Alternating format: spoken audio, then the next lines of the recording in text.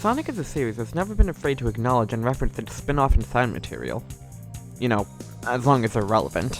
Look at Dr. Robotnik's Mean Bean Machine, whose enemies are pulled from the pilot of The Adventures of Sonic the Hedgehog cartoon, or Sonic Spinball with characters from the Archie comic and Sad AM. There's an ad for Sonic X and Sonic Adventure DX, albeit by mistake, but Sonia from Underground has a cameo in the original All-Stars Racing. Sonic repeatedly makes fun of Kings in mocking reference to the Archie comics. Okay, maybe that last one wasn't entirely accurate. But Six from the Boom series has been playable in Sonic Runners, the 2016 Olympic Games, and was referenced by name in Frontiers. Longclaw from the movie series is in the mobile games and the Minecraft pack, and the IDW comics are fully considered canon, and several characters have appeared in the mobile games and now in Crossroads, along with characters from Prime. Some of those examples are recent, which you probably know because their sources are still relevant. Some you might have forgotten because those references stopped happening when their sources ended. But there is one character from the spin-off that never really went away, that has been somewhat haunting the series in the background, and who may finally be returning to the limelight.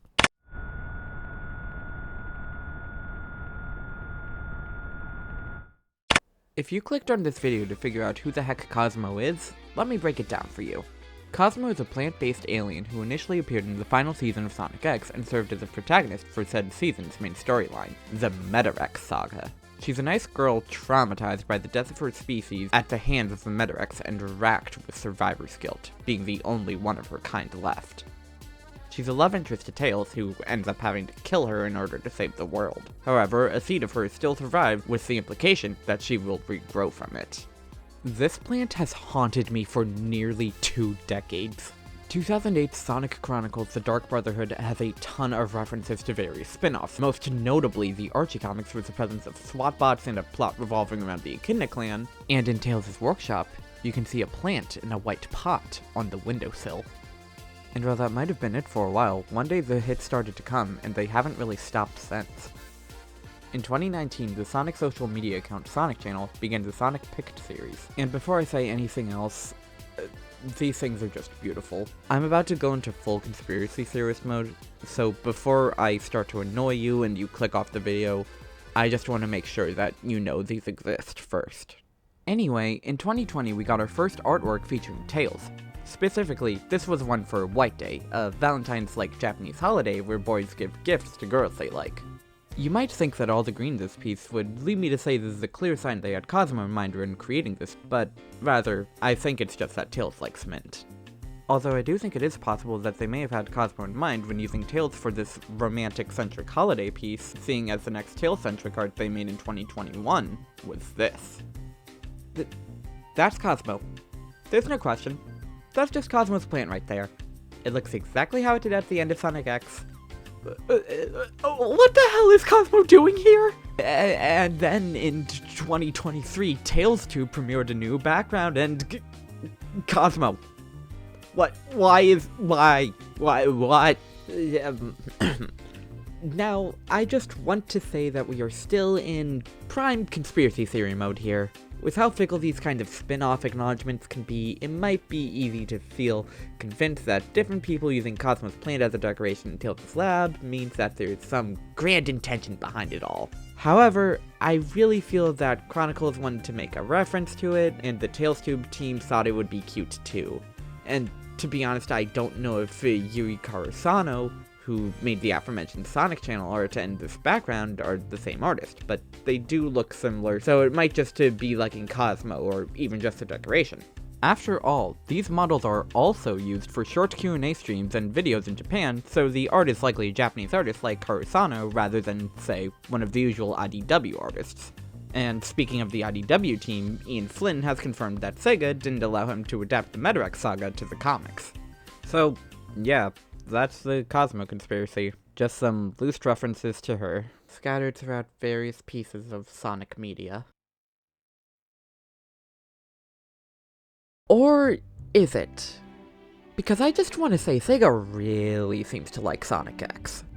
It's the only old spin-off that I can find them repeatedly referencing. This has Chris Thorndike in the thumbnail, and a plush of him appears hidden in this short. And I do find it really weird that Japanese artists are implementing Cosmo's plant in things when the third season of Sonic X never actually aired in Japan, the series was just that unpopular, only broadcasting in 2020 to help promote the movie. And yet, they keep referencing the show ever since then. That Sonic Channel art in 2021. The Tails Tube background in 2023. In 2024's Shadow Generation, you can unlock concept art of Shadow from Sonic X. Not the comics, not Boom, not even Prime. Specifically Sonic X. For some reason, it's also featured in the recent 35th anniversary video when other older series are not. The marketing wants us thinking about this show. And Sonic Channel artist Hayane Tomoko, who is decidedly a different person than Yuri Karasano. What the hell do you mean the color of Tails' pencil looks familiar? We're just saying the quiet part out loud now! What's happening?! As irrelevant characters and spin-offs fall by the wayside, somehow Cosmo keeps becoming more and more relevant, and I just have to ask, what if the reason they didn't let there be an IDW adaptation of the Metarex saga is because they have plans for Cosmo in the future? As things seem to be going, very near future. The future of February 1st, 2026. Let's talk about Mean Beans. Sonic is essentially the sibling series to the puzzle game franchise Puyo Puyo.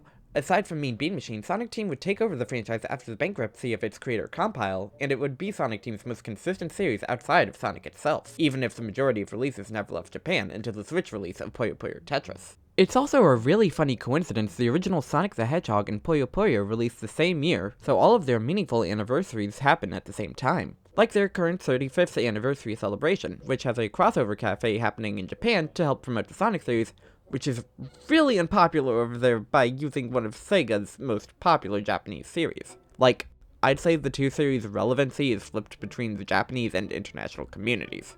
And Sega has really been pushing for Sonic in Japan lately. A number of the crossover characters in Crossworlds appear to be targeting the Japanese market, like Hatsune Miku. It'll make sense that, say, Earl Naja or Amity get a slot in Crossworlds, and said slot would be announced during the February Puyo Puyo livestream, where they plan to talk about the future of the series. I think a lot more of the Japanese market will be tuned into that than a Sonic Central, since the audience is more familiar with Puyo Puyo. And you know who, of all the characters of all the Sonic spin-offs, is both loved internationally and has relevancy in Japan, both by recency and by being a character created for a Japanese anime? Cosmo. We're through the looking glass here, people. This is my conspiracy. This is my madness. I have been looking for signs of alien life for years now, and this darned plant has been haunting me since my childhood. You know what else could happen? The Metarex saga could happen in the classic era, and that plant could actually be Cosmo and she could regrow in the modern era. I really like that idea, actually. I think it would be cool to see them play with ears in a non-time travel way.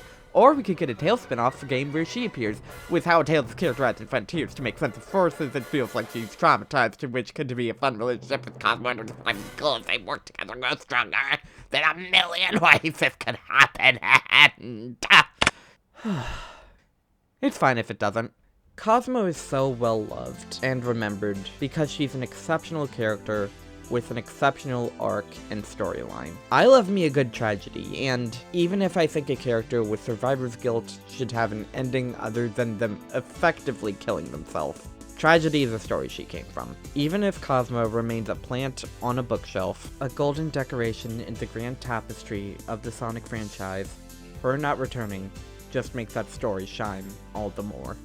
As much as I'd love for Cosmo to return, all of these series are just for fun. They're wishful thinking. I genuinely do think she has more likelihood to return than any other older spin-off character. But she's also from the spin-offs, and it makes sense to keep her there. These little references, seeing people remember her and her story, are more than enough for me, because the stories that made her is what matters most, and that story will always remain. Thank you for listening to my stupid madness. See you all again.